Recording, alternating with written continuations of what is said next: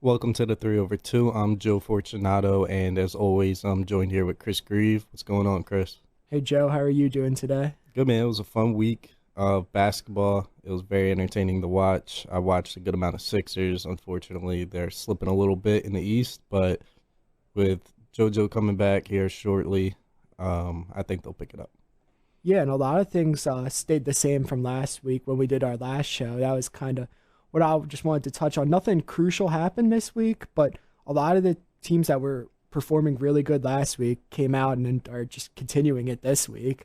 Yeah, a lot of the same this week in the NBA, which is probably the first week of the season that we can say this. It's been pretty back and forth all season with a lot of teams. Yeah, so to start off the show, we wanted to do something different today. We were going to do our top 10 players of all time, which this is always one of the most controversial things ever. Yeah, and I don't like doing this. I really don't like narrowing it down to the top 10. I think there's so many great players that could be on this list, and it all just boils down to opinion, and neither of our opinions are correct, but they're just what we think. What was your thought process going into this? I wanted to just combine as many factors like at once as I could. I didn't want to just focus on one stat. Like I didn't want to focus my whole argument on points per game, and I didn't want to focus it all on championships and all on MVPs. I kind of tried to take, the combination of all that and partially their impact too, and like how big of a figure they were at their time. I just took everything I could and kind of compiled it all to make my list. Yeah, I kind of did the same thing. I think you put that very well. Just taking a little bit of everything, putting our opinions into it, and just listing them 10 through 1. And it is hard to do. Like, this wasn't easy. I think there's like seven players that we're going to agree on and should be on anybody's top 10 list. But then kind of the 8 through 15 range on a top 10. I know we didn't do like the top 15, but like Yeah, I there's know what you players mean. that just missed it that easily could be in the top 8 or like on the list like that. So it was kind of hard towards the end making this list. Yeah, and I made my list 10 through 1 instead of 1 through 10 just because it was a little easier for me to do that. Makes sense. But let's start off with honorable mentions because, like you mentioned, there's probably 15 people that could be in this top 10, but unfortunately, we boiled it down to 10. So, who are your honorable mentions here? All right, so my honorable mentions, I'll go with my 11th player that didn't make mine. So the one that just missed it is Kevin Durant. Yeah, KD is really close. Part of what's holding him back is he's still playing, and I think when his career is all said and done, he should pass my number 10 and possibly even my number 9 on my list. But I just had KD missing it, and then also Steph Curry was an honorable mention at 12. I love Steph Curry, but I feel like it's a little early to put him on this. Greatest shooter of all time. He's just a specialist in what he does, and I feel like that alone could maybe make him top 10 worthy. But he's still playing, and there's some players that I just like. I didn't want to put Curry over them yet. yeah, that's not bad. I like how both your honorable mentions were current players. Yeah, Mine, I have Kevin Durant in my honorable mentions. I also have Bill Russell in my honorable mentions. He fell just outside of my top 10, and I have Hakeem Olajuwon. yeah. Hakeem would probably be 13 for me too. I was thinking of saying him for honorable mentions also. Yeah. So let's get into the top 10. It's going to be, I think we're going to, yeah, like you mentioned, we're going to have some similar players for sure. There's some people that you literally can't debate them being outside of the top 10 just because of how good they were when they played, the significance they had to whatever team they were on. So I'll start us off with my top 10. At number 10, I have my favorite player of all time. A little bias here. I have Steph Curry. I have Steph Curry at 10 because he's the best at what he does. He's statistically the best at what he does. Now, he passed Ray Allen for number 1 on the three-point list. He has just been insane all season. He's been insane for many seasons now. The only unanimous MVP to be in the league. And he's just dominant. And he's changed the game. And I think that alone makes him top 10 worthy. And yeah, there's other guys that their career said and done. They could definitely be here. But I think Curry can maybe sneak into the top 7 all time. I just really think Steph Curry's impact on the game is more than his play in the game, which alone is insane. Like, he literally changed how teams play basketball. Yeah, I think those were all great points for it. And when his career's all said and done, so I think right now, what's he have? Two MVPs and Three rings, three rings. He's most three probably pointers in history. I mean, the accolades are all there. yeah, He had a little late start to his career. Like, oh he didn't come definitely in and was, hitting 10 threes a game. yeah. So I think his accolades, and I think he'll get another MVP. It could be this year It could be or this year. in the next couple of years, and I think he gets another ring too. So I think he at least has 4 championships and 3 MVPs, which is enough accolades to put him over some of these people on this list. Yeah, if the season ended today, I think he's the MVP. No debate. Yeah, that could easily happen. Although I could not put him on this list, and one player that you I feel like a little bit disrespected by leaving off the list. And granted, this is just kind of from research and reading things. I never saw this player play, but number 10 I had Bill Russell. I just can't argue the fact that he won 11 rings, and I know that's like the cliche argument that there is when you talk about Bill Russell. But he also won defensive players of the year, and he led the NBA in rebounds for years, had multiple years averaging 20 rebounds, which I just think for his whole career he averaged 22 and a half rebounds, which is, I'd say, one of the best rebounders of all time.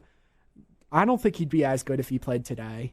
I'll just say that. There's no shot. The game's changed. Game's changed so much, but just off his success back then, you got to give him at least enough credit to put him in the top 10. And I think you were low on him, having him outside the top 10. I'm probably also low on him, having him all the way down at 10.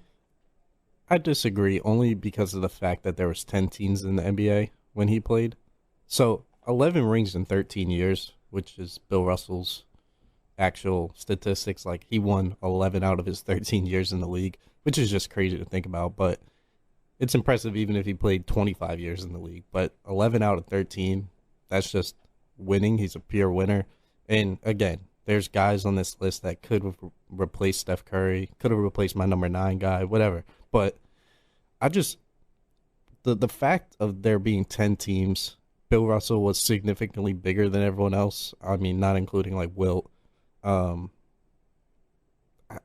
couldn't put Bill Russell, and that is disrespectful considering he won 11 rings all for the Celtics. But I see why you put him in here. I got Steph over him, probably just being biased, but that's just how it went. Yeah, I see your argument there, but I think this was probably one of our hardest debates with both of us here too. The 10 slot might be the hardest slot to It put someone is. at. And I was running through the same questions between, is it Steph Curry or Bill Russell? I just don't want to disrespect Bill Russell. I feel like you got to put him on, and if I don't, it's automatically controversial. So Yeah.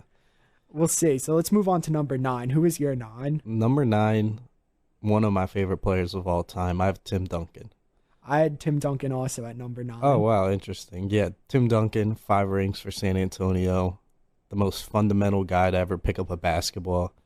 I enjoyed watching Tim Duncan. You know, me and you both grew up in an NBA time where San Antonio Spurs were the dominant team, and every year they'd win 60 games, go to the finals, win the finals, and we saw, I guess, 3 of those rings, and it was just fun to watch. I mean, regardless of the team that was put around Tim Duncan, they always found success. Him and Greg Popovich, probably the best coach-player duo, one of the best coach-player duos. Their stories are hilarious, and they're just so professional too. Like, you never heard anything bad about Tim Duncan. Everyone in the league loves him, even though he trash talked, did things like that. But he's so well respected, and his dominance, like, wasn't clear like a Shaq dominance, like where he's backing people down and dunking on them, or Steph shooting the ball from outside and changing the game that way. Tim Duncan just did it all with the tools he had, being 6'11" and doing all the moves that you could tell he was a hard worker and his work ethic was crazy, and 5 rings. Yeah, I think there's really no argument for Tim Duncan not to be in the top 10 here. One interesting thing that I saw, you brought up the Greg Popovich connection with Tim Duncan, and I saw a quote today that just came out from Greg Popovich. They asked him what his keys to success were as a coach, and he said, "Have Tim Duncan and be alive." Yeah, I saw that today too. And then they showed some highlights of those two. Yeah. Yeah, that was cool to see, and that was kind of the right answer. So I think Greg Popovich credits all of his success, all those championships to Tim Duncan. And one of the things I just like about Tim Duncan is he wasn't physically dominant over any other player. I think any player who's has his frame, there's so many players in the NBA who have his frame is what I'm trying to say. And they just need to master their craft like Tim Duncan did. And I think he was one of the best ever just to master his craft, along with Steph Curry, who we already mentioned, just doing everything they can with what they have to be the best player they can be. Yeah, and another player who's not on this list, another one of my honorable mentions I should have brought up, was Dirk Nowitzki. Kind of for that same reason as Tim Duncan. For sure. Not too athletic, wasn't like a Shaq force, but he was just so good at what he did. And that post fadeaway was insane. So I do want to give a little shout out to Dirk, but yeah, Tim Duncan at number 9. I like that pick. Who is your number 8? So for number 8, I decided to go Shaq, and I thought Shaq was a tough argument between him and Tim Duncan for me. I thought they were kind of close. Wow, you got Shaq low. You think it's a little low? In my opinion, yeah. I don't have him like insanely high. We'll get to that, but why is Shaq so low? Like personally, I don't feel like it's that low. I think he's around the same boat as Tim Duncan. He's Tim Duncan with 2 less rings, but put up better numbers, kind of, when I was comparing this. He definitely put up better numbers. One of the most dominant players of all time. I'd say maybe only you can argue Wilt's more dominant, but yeah, and that's a tough debate. Yeah, the dominant force. As we mentioned, talking about Dirk and Duncan right there. But yeah, Shaq was so much stronger than any other player in the league. It was just insane. Like, obviously, we didn't get to see prime Shaq. I do like the pick at 8, and I do kind of get what you're saying as far as comparing him to Duncan, but the dominance alone made me put him a little higher. So for my number 8, I have Larry Bird.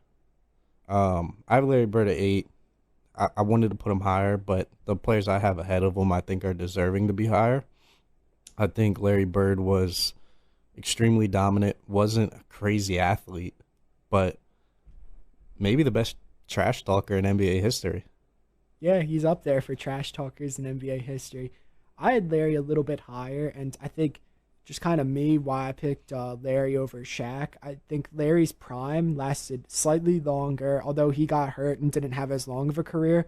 But it seems like his prime lasted longer, and he was the main guy on his championship teams. Yeah. Shaq, you can always argue Kobe was the main guy, or it's tough to say which one was the main guy. So I think the first ring was definitely Shaq, with Kobe coming into his own.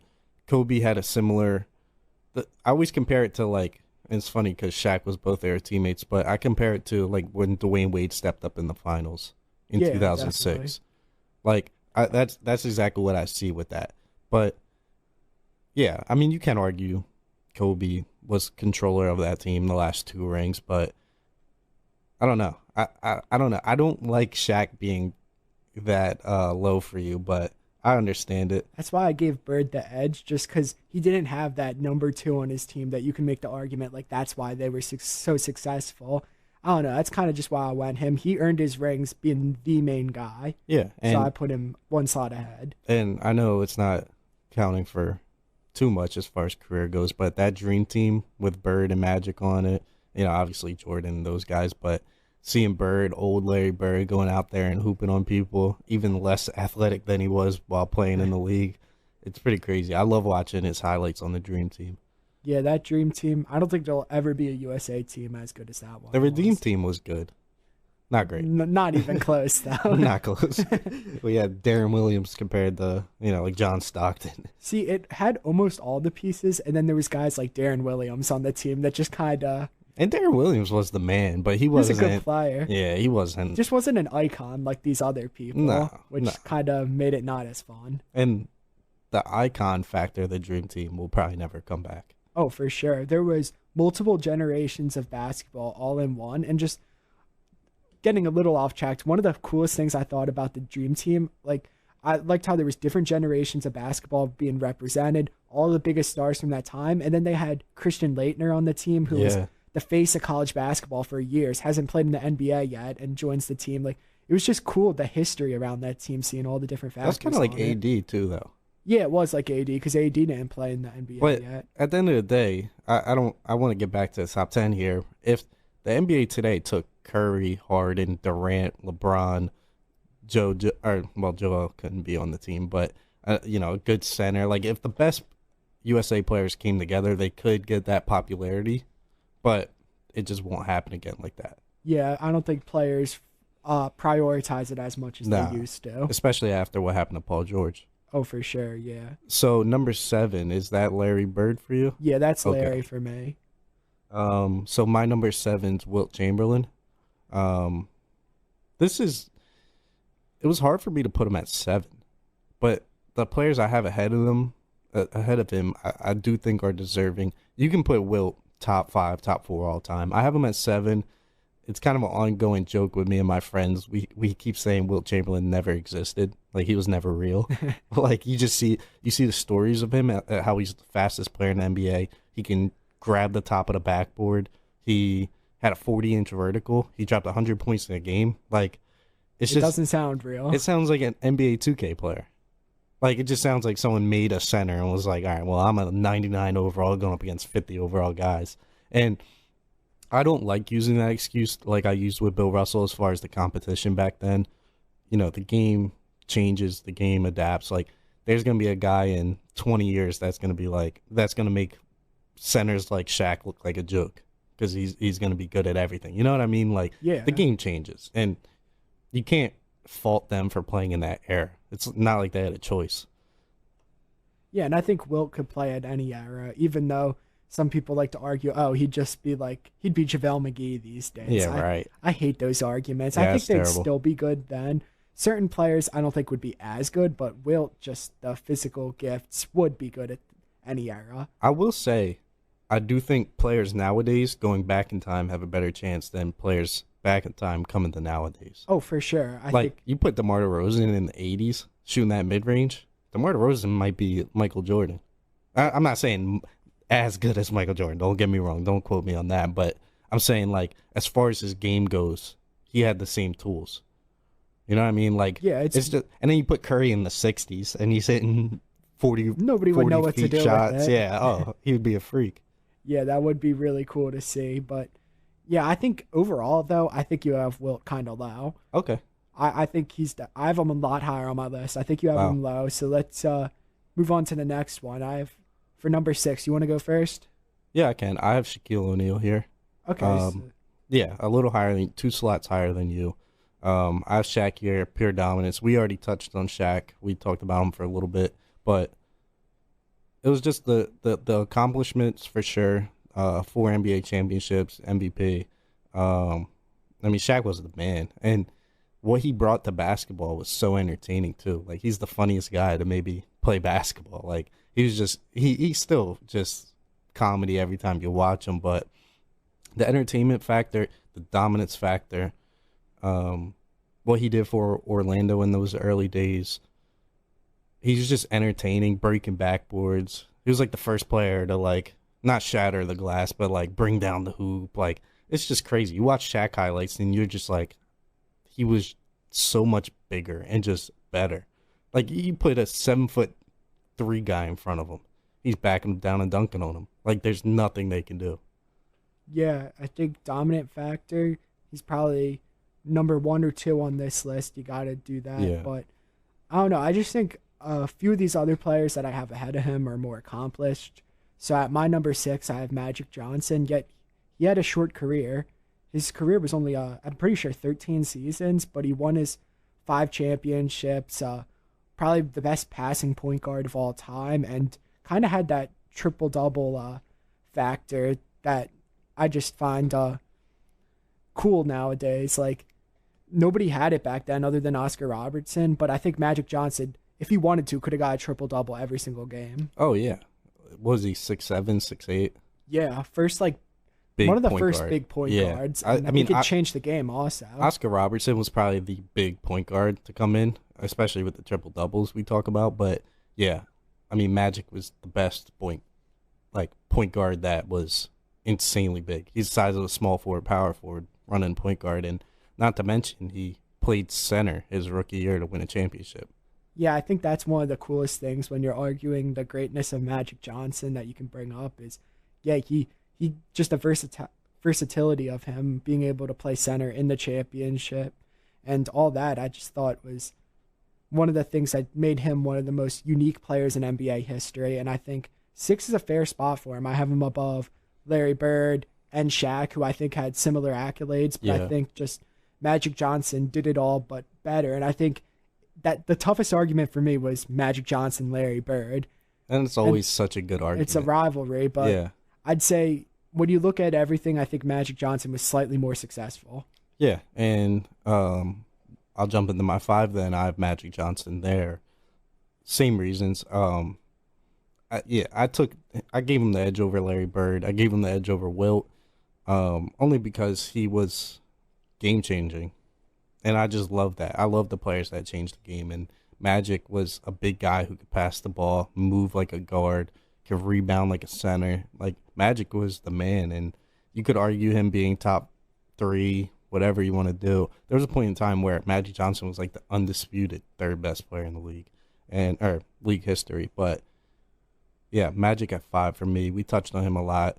I think he did have the edge over Bird. That rivalry's awesome, dating back to college. It's always like fun stories to watch. Yeah, and I think if you're just getting into basketball and you want to watch old highlights, I would first recommend watching Bird and Magic go at it. Yeah, That's probably the best rivalry in NBA history, and that's if that would be one era I'd want to go back and watch. That'd probably be the top one for me. yeah, probably me too. One of the highlights that come to mind for Magic is when he was running down the court, 3-on-1 fast break, and he cradled it in one hand to fake the defender out, and then dimed it to the other guy.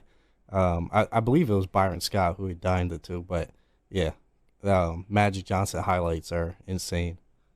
Yeah, that was a fun era of basketball to watch, and I think we've represented them fairly on our top 10 here. Yeah, I think we took the old guys and put them in a good spot. Yeah, we won't have too many old heads mad at this Yeah, list, especially mine. I tried to give some of the older players the benefit of the doubt here. I, As I wanted to put like KD, Curry, I like did too. you know what I I wanted mean? to put the players I've watched in my list, Yeah, but it's hard not to be biased. yeah, so I don't know. Maybe this is me being a little old head biased to make them happy here on the Yeah. list. But at number 5, I had Kobe.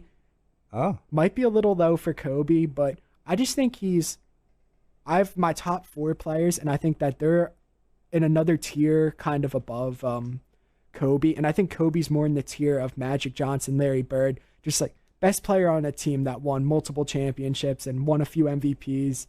But he didn't do anything to stand out above my number 4 pick. yeah. I don't think that's bad. Kobe Bean was the man. Rest in peace, Kobe. But yeah, I guess I'll jump into my 4 here. That's where I have Kobe. I have Kobe at 4. I wanted to put him top 3, but the only reason I don't have Kobe top 3 is because the 3 players I have ahead of them were the best player in the league for a long period of time.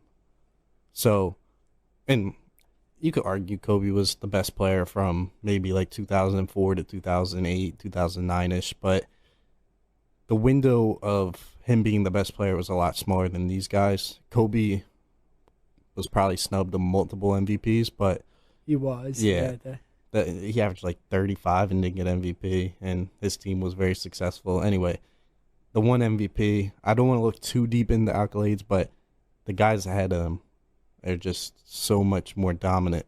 Kobe was the man. Being 4th best all time is crazy to think about. So it's not like I'm bashing him.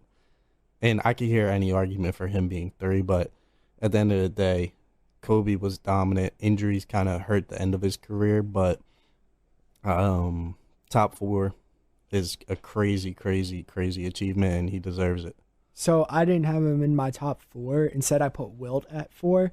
Okay. And That's a 3 difference. Yeah, you had Wilt a lot That's lower, and crazy.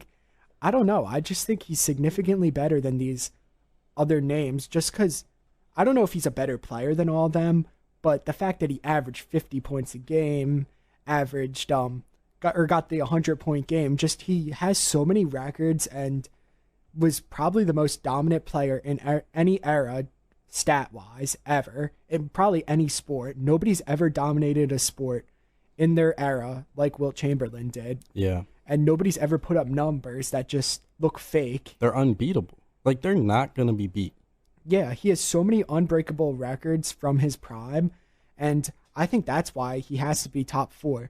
Yes, Kobe's a great player, but you could argue between like Kobe, Magic Johnson, Larry Bird, because they all won multiple rings, won Yeah. MVPs, finals MVPs. I feel like they're all the same tier, but Wilt, because of those unbreakable records, I'd have to put a tier above him. So I'd have to give Wilt the edge just because he's such a unique player. He has all these unbreakable records. I have to give him the slight advantage.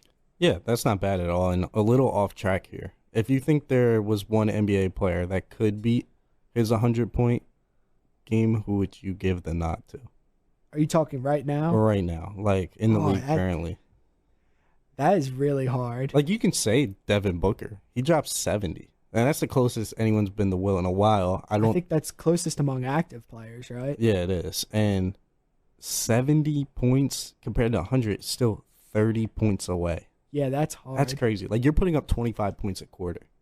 And I can see Curry getting like 60, but I can't think of any possible way where he gets an extra 40 in that. Yeah, I would say someone like, that could score at all 3 levels, like Curry, Clay, or KD. Those would be my top 3. I say Clay because he dropped, like 60 and 3 quarters.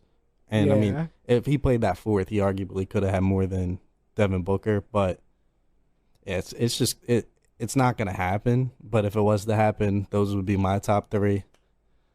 Yeah, that's a tough argument. And then maybe one more name I'll throw in there that could have done it is Giannis. But yeah, it'd be hard without hitting the 3 ball, though. I think Nowadays, that's the factor that makes it too hard for Giannis. I could see him getting 50. And Wilt didn't do it without 60. the 3 ball. Or, yeah, he did it without the 3 ball. Yeah, it just Like, makes it that's even crazy. more crazy. Like, you're just dunking and laying the ball up. Wilt probably shot 1 or 2 jump shots, if that.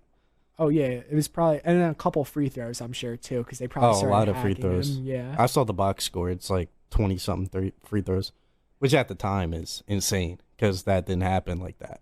Yeah, people weren't trying to get fouled. They were just trying to score. And if a foul happened, it happened. Like, that. People didn't play to get fouls. Yeah, after talking about this, I kind of regret having Wilt at 7, but I'll stay true to my list. I convinced you. You got me. Let's go to number 3. I think we have the same player at number 3. And Kareem Abdul-Jabbar. Yeah, Kareem. Yeah, I think the top 3 is set in stone right now. Obviously, that's subject to change as far as Curry, KD. If any of those guys go crazy for the second half of their career, they could possibly be up there. But out of the players in NBA history, I think the top 3 are set in stone. Like, you can adjust them any way you want, but I think there's a solidified top 3. Yeah, I think so. We have the same top 3. Of course, the other names are Michael, Jordan, and LeBron, which we'll get into in a second. I think Kareem isn't as good as them, but I think he's better than everyone lower on the list for 2 reasons. All-time leading scorer, most MVPs ever. 5, right? Yeah, 5 MVPs. A lot of rings. A lot of rings. Was it 6 rings? I'm pretty sure it's 6. I'll double check. But yeah, he just dominated for a long period of time. I think all-time leading scorer has to be in at least the top 4, top 5. Although LeBron's probably going to pass him in the all-time leading scorer list, so that might demote Kareem in future lists just because no longer he's the all-time leading scorer. But yeah, the longevity of his career and just for how dominant he was for a long period of time. So this is pretty cool. I pulled up the championships won, and he won 6. His first ring came in 1971. And then guess when his last ring came? Probably somewhere in the 80s. 1988. Wow, 17 that's years a far between difference. rings. That's crazy. And what was he doing in 88? Was he still a key player? I don't have the box score pulled up, but that's when he was with Magic. I could look that up, but yeah, I mean, he was a starting center on a championship team, was most likely dominant, obviously well before our basketball time, but Kareem at 3. You can argue you can really argue, like, prior to, say we were doing this podcast in 2018, you could probably say Kareem's number two. Yeah, I think you could. Yeah. But right now, number three, top three all time. And to just put in perspective, like, we have Kareem over these guys like Magic, Shaq, Will. Like, it's just crazy how dominant you have to be to, like, be that guy at number three. Oh yeah, it's unprecedented how high he is on this list compared to them. And yeah, I think we should jump into number two now. All right, who's your number This is two? the debate. So when I originally did the list, I wanted to say 1A, 1B. It's Michael Jordan, LeBron. I wanted to do the same exact thing. But I can't do that. And I feel like for the fun of this, I got to pick a side here. So I'm leaning Michael Jordan. I'm going Michael Jordan 1, LeBron 2. Okay. What's your 1 and 2? The complete opposite. I have LeBron number 1, Michael Jordan number 2. I'll explain my case for LeBron, and then I'll give you some time to explain MJ. We'll see what side gets the better explanation. But LeBron James has done nothing but dominance since he came into the league. 2003, and yeah, Jordan did the same thing. Came in 2003, has arguably been the best player in the league for the last 12 years. I mean, maybe not this year. That's probably past now, but he's what, 36? LeBron will probably play until he's 40. He'll play until his wheels fall off. I mean, LeBron's just a freak of nature. Like, he runs like a guard, jumps like Vince Carter. Like, it's just crazy how he takes all these things, and he's improved throughout his career. Like, his jump shot, yeah, he didn't come in as a good shooter. Developed that, was shooting near 40% for a window of his career from three. But, yeah, I mean, 10 straight finals appearances. I mean, that's crazy to think about. We're 20 years old, and for 10 years of our lives, it was only LeBron James in the finals. Part of me wishes, like, he just didn't exist in this time to see other players get a chance, because it took away from me as an NBA fan seeing him win all of that. But of course, I love seeing it, and I'll go back and look at this and just appreciate how great it is. Yeah, I mean, the East was just the LeBron James show. He goes to Cleveland, gets them to the finals, as I guess he was like a 25-year-old at the time. Loses that finals, bad Cleveland team, probably the worst team to ever make a finals. Goes to Miami, obviously does what he did there. Goes back to Cleveland. They're counting him out. They bring in Kevin Love. They're like, oh, LeBron's got a third man. Bam. Go right back to the finals multiple years in a row. And the most impressive thing that in NBA history was that 3-1 comeback against the greatest team of all time. 73-9. They are up 3-1. And LeBron's just like, all right, I'm going to go win this finals. Like, you know the, like, famous picture of him with the sunglasses on, and it's got the title. It says, Warriors lead the series 3-1. And, like, I saw something on the JJ Redick podcast. LeBron is impressive for that, for gathering that team, because JJ Redick was describing, JJ's never been in the finals, but he was describing that, like, at that point, you're down 3-1. You're getting ready to go on vacation with your family. You're ready to see your family. Like, you know it's over. No team has come back from 3-1 before. But then LeBron locks in, gathers his guys, and they play terrific for the last 3 games, and they win the series. I think your 3-1 argument alone almost puts him at number 1. I think that's the most impressive thing he's ever done in his career. He's just a leader. He's just a leader. And not to mention the other accolades. The 4 MVPs, the all-time leading scorer here shortly. I saw a statistic before the beginning of the season. Over the next 3 seasons, LeBron just needs to average 20 points a game per season. And he's averaging like 25 per game right now. I mean, he's been hurt, but LeBron's going to beat this record. He's going to be the all-time leading scorer. He's going to be top 10 in assists. He's going to be top 10 in maybe rebounds. I think last time I looked, he was like 14th. It's just crazy. Like, he's the most... At the end of the day, I think his comparison would be Magic Johnson, but just a lot better. Yeah, I like that comparison. Magic Johnson, but bigger and better at and everything. stronger and faster and could jump higher, could shoot M- better. More skilled. Yeah, everything you listed. I'd have to go Michael Jordan. I'm giving him the edge here. And I'm not saying you're completely wrong with everything you said about LeBron Yeah. because you brought up great points about LeBron. But I think Michael Jordan, my number one, no doubt he's the best player of all time. And he had less help than LeBron. That's the key thing for me. Less help. I think Scottie Pippen as his two. I think Anthony Davis is better than Scottie Pippen. I think Dwayne Wade's better than Scottie Pippen. Oh man, AD better than Scotty? I would have to say probably, yeah. Oh man, Just at I least from can't a agree pure with that. talent wise, I'd have to go AD's better than Well, yeah, him. we're talking like tools you're given, like height, strength, the skills that AD has, maybe, but Scottie Pippen was an all-star player. He's not he's all like defense, all NBA.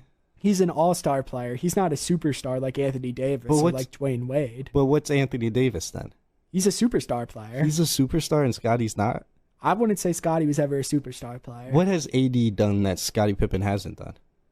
Well, he's just averaged like more points in his career, more rebounds, was the number one pick. He was also the With all man that. on a team. Scotty was never given the man on a team. And I don't think And- he would have been like that if he was the man. But on the when team. Michael He'd just left- be any other guy. But when Michael left, Scotty's numbers were crazy. He was averaging 25 a night, and it's a different era. Teams weren't putting up 120 points a game. I just don't think you can say Scotty's not better than AD. As far as you look at accolades, obviously Scotty's got more All-Star nods because he played more years than Anthony Davis thus far, but it's not like AD's a Defensive Player of the Year. It's not like AD's always All-NBA. I mean, Scotty was All-NBA and All-Defensive. I think they're like the same player, if not Scotty, being better. I'd still have to disagree. I think talent wise, Anthony Davis, Dwayne Wade, all those sidekicks that LeBron's had, and even you could say like Kyrie in that mix. I think Yeah. all were better players than Scottie Pippen. I just think that they're superstar caliber players, or at least higher level all star players. You put Scottie on his own team, I don't think he's the same. I think he's a top 10 player. LeBron was playing with other top 5 players of those eras at all times, and I just think that kind of devalues what he did. Although the NBA today, it's a lot of stars gathering together and trying to win championships, and that's normal. And I'm not blaming LeBron for trying to get a good team, but I think the fact that Jordan just always hitting the last shot, I way hate the more carrying. clutch. But he did do it. He carried. I can't hear the carrying, though. Does Anthony Davis bring more to the table than Scottie Pippen? Like, team success. I don't know about team success. I think Scottie Pippen was a better winner than Anthony Davis and Kyrie, and I think Jordan got those players that way. He had better, just had a better winning culture of role players. Also, Dennis Rodman. Everyone I'd had argue. roles. I'd argue Rodman has a better team impact than AD does. Oh, I don't. That's tough because I Rodman love went in Dennis there. Rodman. Yeah, and I love Rodman too, so I might be biased saying that, but Rodman went in there. He had one job: go rebound the basketball, go play defense, and hustle. And he did that. And Yeah. I just don't. I think AD is a little lost sometimes, whether he's trying to create his own shot or trying to post up. I don't think AD's ever given a role, and I think that might be the problem with the Lakers. I think they're just like, all right, give the ball to AD, do whatever you want. And I just don't know. Like, yeah, that championship year for the Lakers a couple years ago was, the AD and Bron show, but I don't know. I couldn't argue Pippen not being better than AD. I might see Pippen a little different than you. I think we definitely see them different. And Yeah. Michael Jordan type role players at that era, they all had their role. LeBron just brings in another star, and it's like they're Well, you're not his calling- 1B to his 1A. You're not calling Scotty and Rodman role players. I think they're role players, but Role the players. best role players ever. They were No way. all right. Maybe They're- not Scottie Pippen. Scotty's the co-star of Rodman's the third man. I'd say Rodman's the best role player of all time because he had Yeah. one role. Yeah, I He's the guess best so. role player in NBA history. I put Draymond number 2. A little Yeah, off okay. topic, We but could yeah. go Draymond too. I agree with that. But I just think I hate when people mention that Jordan carried. Like I just can't put that in the He did, though. I can't see that. He was by far the best player. He was LeBron farther averaged away. a triple-double in the finals to lead back from 3-1. That's the best carry job of all time. It was an amazing carry job, but I think just the fact that Michael Jordan, I think, was significantly better than Scottie Pippen, then LeBron was better than any of his stars. I think all LeBron's co-stars were closer to him than Scottie Pippen was to Jordan. I had someone text in and say Scottie Pippen elevated Michael Jordan's game. How do you feel about that? Scottie Pippen likes to think that. I don't know. Yeah, especially recently, coming out with a book bashing MJ. Bashing MJ. That just shows you how it's not true, and Scottie just wants some Scottie clout for was this. salty. He was so salty He was these days. salty after The Last Dance came out. They gave a whole episode dedicated to how dominant Scottie Pippen was, and he got salty about how it was all about Jordan. Like, yeah, that was The Jordan's whole point Bulls. was it was Yeah. about Jordan. Yeah, it was Jordan's Bulls, and it was following Jordan's career. I don't like. We're gonna see that same thing come out with LeBron in 10 years, And Kyrie's gonna be Scottie and Pippen. Kyrie's gonna be salty, and Dwayne Wade's gonna be good about it. Bosh is gonna be good about it, and then Kevin Love's gonna be good about it. AD's gonna be good about it, and Kyrie's gonna be salty. I can just see it coming. I guarantee that happens. And Kyrie's writing a book. He's probably writing it right now. Oh, for sure. That's what he's doing when he's not playing right now. Yeah. And at the end of the day, you're not wrong for having Jordan at 1. I wanted to do, like you mentioned, 1A, 1B. We went back and forth here, but at the end of the day, it's not set in stone that Jordan is better than LeBron or LeBron's better than Jordan. You can argue each way. I'm more passionate about LeBron being 1. You're more passionate about Jordan being 1. I hate arguing about that. It's just so much fun to do it. We got it out of the way. Yeah. I feel like we had to do it on our show at one point. Yeah, and I'll Having a never basketball show. never be that guy that's like, oh, you're wrong. Like, yeah, if you have Kareem at 1, I'm gonna tell you you're wrong. But it's our opinion that 1 and 2, being 1 and 2 all time. It's got to be one of those two guys. Yeah, they're just faces of the NBA, and Easily. yeah, it's just fun to do that. I don't like disrespecting Jordan because I appreciate him so much, and I don't like disrespecting LeBron because I appreciate him so much. So yeah, that's a little tough to do, but that was our top 10 list. Got through it. Let's run through our lists again so people just coming in can hear them. I'll go first. So I'll say Bill Russell was my 10, Tim Duncan was my 9, Shaq was my 8, Larry Bird at 7, Magic Johnson at 6, Kobe at 5, Wilt at 4, Kareem at 3, LeBron at 2, and Michael Jordan at 1. And Joe, what was yours? So I had Steph Curry at 10, the greatest player of all time. 9 was Tim Duncan. 8 was Larry Bird. 7, Wilt Chamberlain, who may or may have not been real. Number 6, Shaquille O'Neal. Number 5, Magic Johnson. Number 4, Kobe Bryant. Number 3, Kareem Abdul-Jabbar. Number 2, Michael Jordan. And number 1, LeBron James. So that was really fun. That was more fun than I thought it would Yeah, be. we were coming up with this before the podcast a little earlier, and we yesterday actually we came up with it, but we both said that we wanted to do this, but I don't think either of us were looking forward to it. No, I feel like I just don't like doing this. And I feel like whenever you do a list like this, you end up getting flamed by anyone. Because everyone's list is a little different. Like I was actually looking up some lists after I created mine, and Bleacher Report had some crazy. They had like John Stockton 10, and John Stockton was awesome, but Not even an honorable mention. yeah, For us. yeah, top 15 though, probably top 20. So yeah, that was a lot of fun. I appreciate your civil debate about LeBron and Jordan. Sorry, it got a little too much passion involved there, but I thought that was the one we were just gonna like skip over. Yeah. We were gonna not debate that, but we ended up going full. I feel like into you it. have to sometimes. Yeah. So now we're doing the show like we mentioned a little different. Normally we start with the weekly recaps, things like that. But now we're gonna go into the weekly recaps because we just got done our top 10 list for anyone who's just getting here. But so let's start off with the Sixers because we normally start the show with the Sixers. Let's start the weekly recap with the Sixers.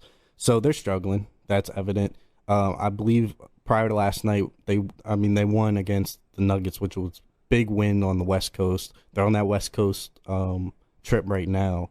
It's a crazy trip. The Atlanta Hawks went 0-6 in the West. They just got back from their trip a couple of games ago. But are the Sixers going to be okay? I'd have to say the Sixers are okay because one reason and one reason only, Tyrese Maxey's stepping up He's the every man. I night. doubted him before the season. He's been the man. And I think at the very least in his career, he's a third option that can average 20 points a game. And That's that's what his crazy. career is projecting right now. Yeah. And I don't think 20's too far off where I would have him. Like, he's been so good, and he's adding so much stuff to his game, and it's only his second year. Yeah, 17.8 points a game this year. He's in the talks for most improved player. I'd put him number one right now, and not even being biased. He's stepping up in a situation that was never supposed to happen with Ben Simmons. He took this opportunity, he's running with it. I think that's the definition of a player of the year. Someone stepping up, improving their numbers, and contributing to team success. And I don't think it's just he's putting up numbers because no one else is there. Mm. No, he's good. He's getting his buckets any way Even with he Embiid. can. Yeah, even with Embiid, Yeah. I still think he's averaging at least 15 points a game the rest of the year. So I'm a little scared about the Sixers. I don't know if they're going to be okay, only because the troubles we've had with Embiid staying healthy. Even when he is healthy, I want to see Maxey do this all season. And I think he might be capable of doing it, but Tobias Harris has been iffy. Danny Green is terrible. Danny Green is terrible. He's playing himself off the team. I love Danny Green. That's the problem. I appreciate his game so much, but he's off. He's like not doing anything that he's supposed to do. He's supposed to be a defender, and he's not. His advanced stats, his defensive stats are down. His shot percentage down. He's had multiple scoreless games like we talked about, but at the end of the day, there's got to be players that step up. Furkan Korkmaz, very inconsistent, very frustrating to watch sometimes. But yeah, I don't know if the Sixers are going to be okay, but we'll wait and see. Hopefully by next Friday, we'll have a better understanding of Embiid, where he's at in his recovery process, and hopefully he's back here shortly. And also one thing that we didn't include, eventually Ben Simmons might get traded, and we could get something for Ben Simmons that fills in all the holes on the Sixers and just takes us to that next step of possibly being a contender, or at the very least one of the top seeds in the East. Yeah, I hope so. So another team that needs to be talked about, who we kind of avoided the past couple weeks. Yeah, we haven't talked much about them. The Phoenix Suns. They're on a 10-game winning streak. I believe that puts them at, I believe they're like 13-3 or 12-3. They're somewhere in that ballpark. They've stepped up, played team basketball. But my question to you would be, do they have a chance to win the West? Are you believing in them, or do you think teams might step on them in the playoffs? I'm believing in them because I don't think any other team in the West has separated themselves as the best team. And if they can put it all together when it comes playoff time and just play at their best level when it's playoff time, they'll have a probably pretty good seed. Right now, it looks like the Warriors are the only team playing better than them currently in the West. And then, in the league. Yeah, probably in the whole league. And then Jazz are kind of close, but no, I think the Suns could honestly go back. There's a lot of teams that are in that mix that I think could end up being better than the Suns, but the Suns have proved it. They were there last year. They won with pretty much the same group with the exception of the Warriors, because the Warriors weren't this good last year. But I think they can win the West again. I think it's very likely. Yeah, I think they have a chance. I can see other teams beating them. I think I want to say every team's beatable. So Yeah. like they were, we went into some years where you have the Miami Heat, who are unbeatable with LeBron, Wade, and Bosh, and then you got the Warriors with KD, Steph, and Clay, and Dre, and you're just like, all right, well, they're gonna win the West. But this year, I just think a lot of things can happen. I think we're gonna see a lot of 7-game series. Oh, for sure. There'll be a lot of 7-game series, and that's kind of why I said the Suns are I think can still win the West. No team separated themselves. It's so even right now, and I think it's gonna they're stay in that way. mix of all those teams. You think it's gonna stay that way? Probably, unless a huge trade happens. Like if Dame gets traded to, the Lakers or Clippers, that'd be crazy. Then that just kind of ruins it. Yeah, I hope that doesn't happen. I like the state of the NBA right now. Oh, same. I don't want anything big like that to happen. So moving on to our next headline. Anything else you want to say on the Suns? Or No, I think we should transition into the Lakers. yeah. So LeBron's been out for the last has been a week or two so Yeah, far. it's been like 5 or 6 games, or yeah, maybe more than 6 games at this point. I think at least since the last time we had our show. Oh yeah, for And sure. probably even a little bit more. But in that time period, Taylor Horton Tucker was hurt. Now he just came back and he's been balling for the Lakers. Picked him up in fantasy basketball. Has gotten me 20+ points per game. Man, he's been balling. Yeah, and do you think he could be the missing piece for the Lakers? I don't know. I really can't choose an answer on either side because I do like his game. They paid him over Alex Caruso. They have a lot of faith in him. I want to say he can be. I wouldn't say like obviously the impact that LeBron, AD brings to the table or even Russ brings to the table, but I do think Talon Horton Tucker can be a good fourth man or even a good third man considering how Russ is playing. What do you think? It's interesting because I don't know where he fits into the rotation with all the other players there. It was such a weird team. And I'd just say, I'm telling you right now, Lakers, try and trade him while his value's at the highest right now. Talon Horton Tucker? Yeah, maybe you want to. I mean, his contract is very tradable. It's a very tradable contract. You trade him with like, I don't even know who else. Just try and get another star in there. Talon Horton Tucker's the piece to trade. They can't afford them. Yeah, the money sucks. They got $44 million going to Russell Westbrook, LeBron on a max, AD on a max. It's hard. Yeah, and they've been building up, which is why they shouldn't have done this Russ trade in the first place. It's holding them back. I kind of liked it at the time, but after watching the first couple weeks, I just don't think. I've seen so many shots where Russ shoots that bank shot and he hits it off the top of the backboard. Like he's just not playing like Russell Westbrook. It's literally insane to see. Yeah, it's so weird, and I think. Back to Talon Horton Tucker, they were building him up for so long as, oh, he's this next prospect. He's our future asset. And I feel like Lakers fans were overhyping him so much just because he was young. Well, that's what they do. Lakers fans overhype or over like downplay players so much. Yeah. And they were trying to say like, oh, we could trade Talon Horton Tucker for Dame and things like that. But I mean, maybe here's their chance. Go out and trade Horton Tucker for just a better player, possibly like an all-star caliber player that can come in and win for them. That's what I think they should do because I don't know where he fits. I kind of think of him as just he's almost like a Tobias Harris type player as just that's not a bad comparison. Do it all player, but I think the Lakers in their starting lineup need more specialists, more people with defined roles. Yeah, like 3-and-D, like that. Yeah, kind of something thing. like that. While we're still in the Lakers, I think my best prediction of the season was them going into the year starting 10-10, and they're 8-8 right now. So I'm pretty spot on with that. But they're gonna be okay. Like I don't know if anyone's a Laker fan listening or has any worries about the Lakers, but they're gonna be okay. They have LeBron James. They're gonna be fine. Like don't go into panic mode. Don't press the panic button. Yeah, they'll be okay. So. We just talked about the Lakers for a little bit of a ramble bashing them, but there's two teams I want to talk about in specific. Two teams that I don't even know if we talked about too much on this podcast. They're both sitting at the 13th spot in their conference. Oh, actually the Kings, who are one of the teams that are at the 12th, but the Kings and the Pacers. So do you think they're at the point in both their organizations where they just need to blow it up? Like trade their pieces, get rid of Sabonis, get rid of Malcolm Brogdon, and for the Kings, get rid of De'Aaron Fox, get rid of Buddy Hield. Like just blow it up. I think so. Yeah, I think it's the time with both of them. And I hate saying that for the Kings though, because I want to see the Kings finally longest playoff drought in the league. I think it's been like 16 years at this point, longest in the league. I want to see them make the playoffs, and they're getting so close. They're getting that 9th spot, that 10th spot, that 11th spot. Like they're getting there, but I don't think they have the star power to do it. And they're not a big market. They're not going to bring in a free agent. I think they're going to have to trade their best player for picks and luck out in the draft. I think that's the only way they can do it, or else they're going to keep sitting at that, like in that range of 9, 10, just mediocre seed.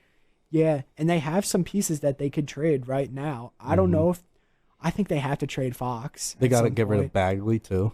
Yeah, obviously. That's a get a second round pick or whatever he's worth. You have Harrison Barnes, who's had a good year, which a championship contending team, trade him. That's the type of player you want, is a Harrison Barnes. Trade him at high value. Maybe Harrison Barnes for Talon Horn Tucker trade coming soon. Yeah, no, that'd be something that wouldn't be- somewhat makes sense. And he's got that championship DNA playing For sure, for the yeah. Warriors. So what do you think about the Pacers? You do the same thing? You get rid of Brogdon, Sabonis, Karis LeVert. Yeah, I'd get rid of most of them. Yeah, I think Sabonis' value is peaking right now. It is. Same with Brogdon even. They're both Mm. almost at the age of 30. I'm pretty sure. What's Sabonis' age? I know Brogdon's like 28. Yeah, Sabonis is around that ballpark, maybe like a year or two younger. And I think the Pacers are in a better situation to blow it up than the Kings because they got Duarte, however you say his name, the rookie. He's showing flashes. They got some young guys on the team that could potentially help, but they're another small market team that might have to look out in the draft, trade Sabonis for picks, get maybe a decent young player back. I don't really know what the Pacers have to do, but the core they have right now is not going to win. So two things with that. I think with the small market teams, they do need to blow it up. Mhm. They're the teams that you kind of, if it doesn't look like you're getting anywhere, you got to blow it up because you're never going to bring in a star there if you're just a mediocre team. Yeah. And then, or if you do, you're getting like a mid-level star, like an all-star player, and you're overpaying way too much for them. Trust the process. Yeah. Is really the direction. They got to trust the process and kind of blow it up. I want to see both of those teams do something like the Rockets did.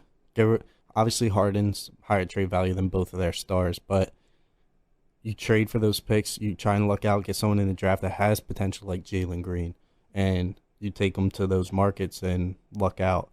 So, and then the other point I wanted to bring up here with that, which I agree they should do that, try and luck out in the draft and get through Jalen Green. Domantas Sabonis was only 25. I had to look it up.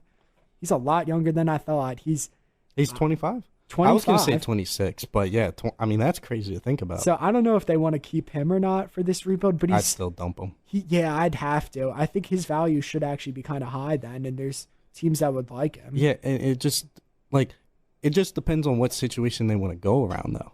Like, I honestly think that the Cavs are in a better situation than both those teams, and we bashed the Cavs earlier in the prior episodes, but like their direction is so much smarter than what these teams are doing. Because they have a 20-year-old or 19-year-old star on their team that they can just build around. Yeah, and it's easier to like do that.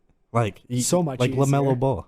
Like that team was mediocre. They had LaMelo Ball, who's might be a generational talent here shortly, but they have LaMelo Ball, and then they have that same kind of mediocre team plus one or two better players, and look at them. They're sitting at fifth in the East. And then I think eventually a team like the Hornets is going to trade a lot of their draft picks for a co-star for LaMelo, and then they make their run at it. Yeah, and it's another small market who drafted a player that attracts players and fans.